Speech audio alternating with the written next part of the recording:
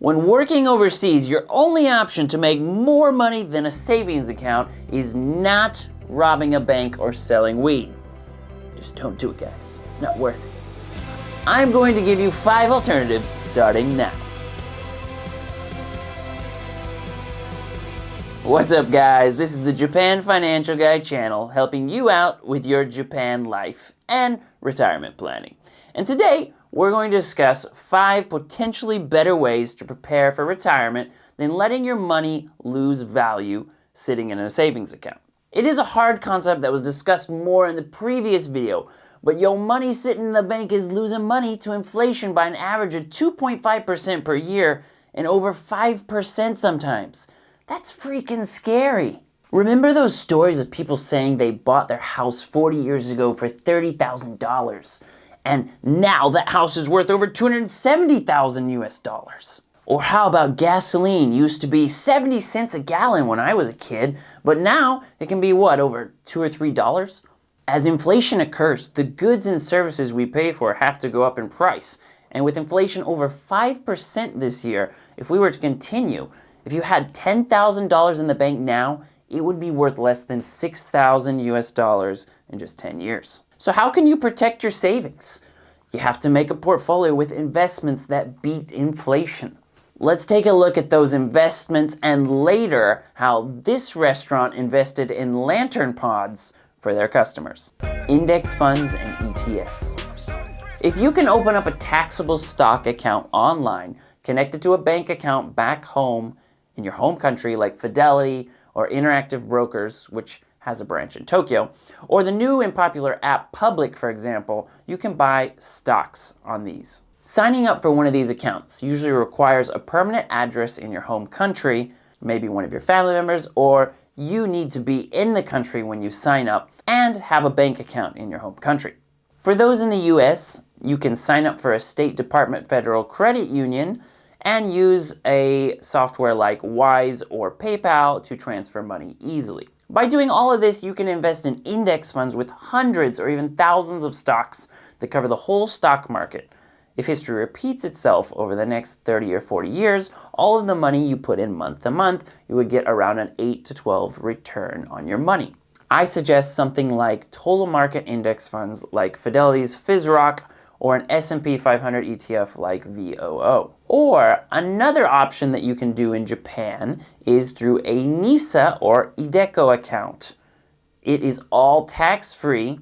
Now, there's a disclaimer: if you're American like me, NISA sucks.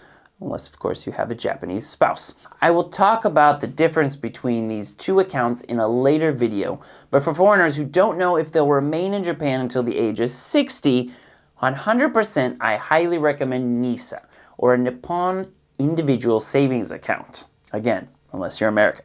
The one bad thing about stock market index funds and ETFs is they may lose a lot of money in the short term, just like what happened in the March 2020 crash, where the stock market went down over 30%. So if you need this money right away, this may not be the safest option for you. This is money to invest and hold until retirement.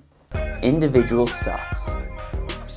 Another option is you can invest in that same taxable account, or you can do individual stocks through an online broker or a local financial institution. Many have this option. One example is Rakuten Shoken. Be warned though, at least to US citizens again, as even if you invest with a Japanese brokerage, you're still required to pay taxes back in the US as well, and many institutions may turn you away for just being American. Are we that difficult to deal with? So read up before you get hit with an IRS fine. Just reminding everyone that I don't have experience doing individual stocks within Japan. I'm not a financial advisor, so please go ahead and do your own research. With individual stocks though, you may hit it big or completely flop. You could do a lot better than the overall market, like some of the bigger stocks in 2021, like Microsoft or Facebook. Tesla also did really well, while other companies may have dropped more than 50%. So it can be very important with what companies you choose.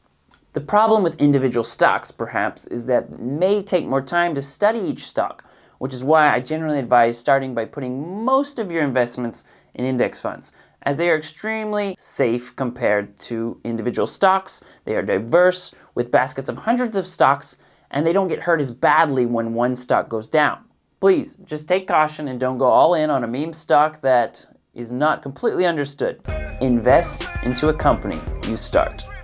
This, of course, is a whole nother animal. It's a whole different use for your money and will take lots more time and effort, unlike the previous two. But the goal is to get this company up and running on its own and putting money into your pocket. Also, if possible, try making a digital product or a service or a software that sells itself, or other ideas that require some work in the beginning and can be left alone later. This is a great way to invest your time and money. It's really beneficial if you can create something that will be desired for a long time, right? For example, some friends of mine helped develop an online love comedy basic English course that can be done all online by the students with some minimum support from our teaching staff.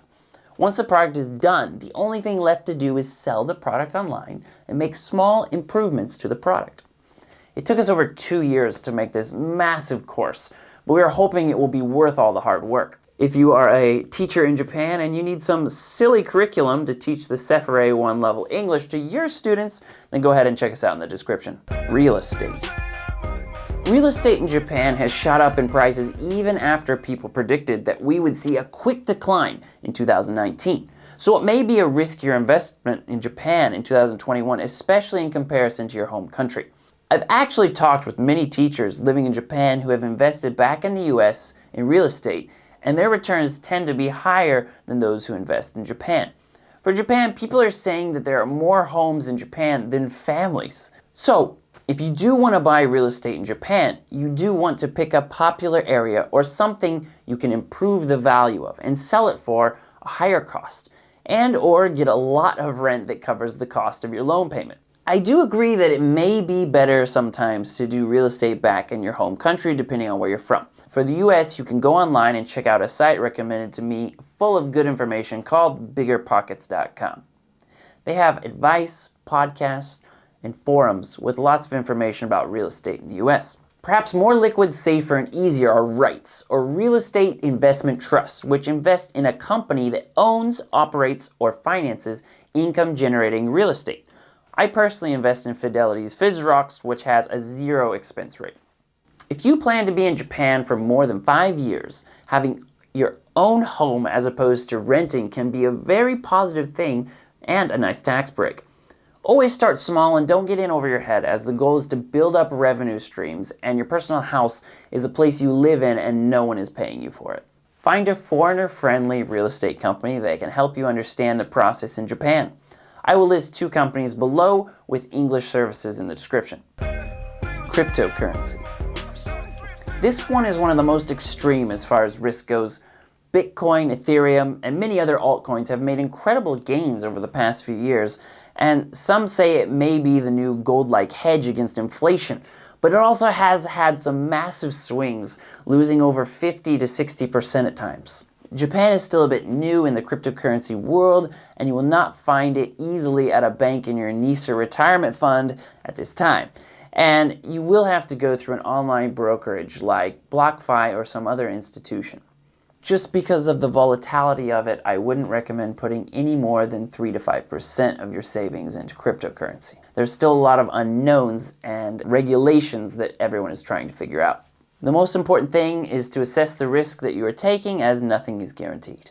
The main goal to see here is for all of us to beat out inflation and to make a decent living for ourselves so we can live off of our savings and investments in the future, right? Go ahead and beat that like button just like you're gonna beat inflation so others can see this. It really helps us out, but back to the problem we all have here in Japan. Being away in Japan, we don't maybe know if we will be here for 1 year or for 5 or 10 or more.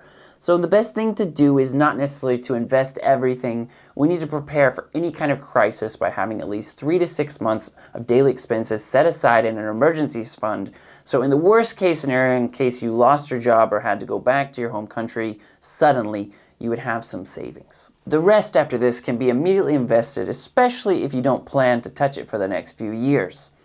And maybe you're saying, 3 to 6 months, Andrew? What? How am I supposed to do that? Go ahead and check out my video posted before on 5 Japan money hacks to figure out how to save up money quickly. The big one is to assess risk And don't sit completely on the sidelines even if you think you'll only be in Japan for 1 year.